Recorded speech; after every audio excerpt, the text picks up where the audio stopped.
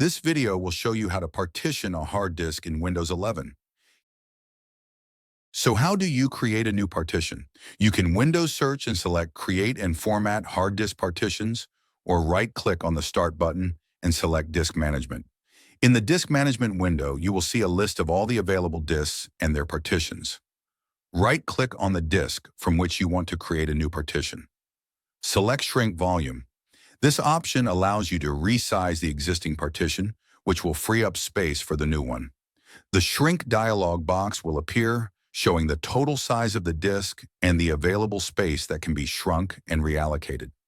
Enter the amount of space you want to allocate to the new partition in the Enter the amount of space to shrink in megabytes field. Then click on the Shrink button. Keep in mind the value entered is in megabytes. So for example, if you want to shrink space by 10 gigabytes, you have to enter 10,000 times the megabyte value. The newly created amount of space should appear as unallocated. Right-click on the unallocated section, select New Simple Volume, and the Setup wizard will open. Click Next, and by default, the entire unallocated space will be used. But if you prefer, you can adjust the size as you wish and allocate only a portion of it. Click Next and assign it a drive letter, which will be the path for the new partition. Click Next again, then choose the file system and allocation unit size for the partition. NTFS is the recommended file system for Windows. Rename the partition in Volume Label field.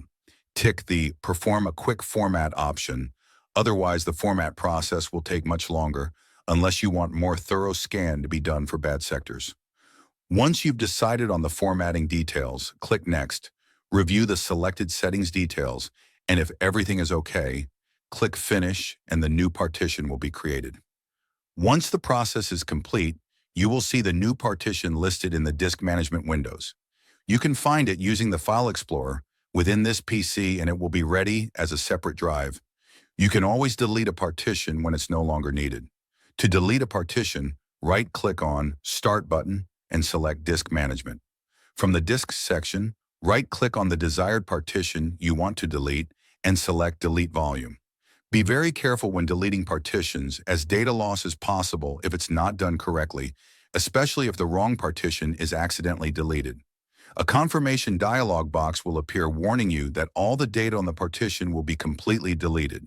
Make sure that this is the partition you want to delete and back up any important data on the partition before clicking Yes to continue.